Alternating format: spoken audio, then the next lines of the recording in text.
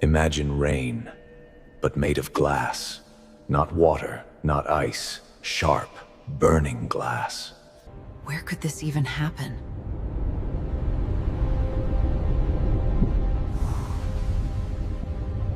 On a planet called HD 189733b. Winds there reach over 8,000 kilometers per hour, powerful enough to blow glass sideways. The atmosphere is filled with silicate particles, which form into tiny shards of glass. Then storms send them flying, like deadly bullets. No shelter, no escape.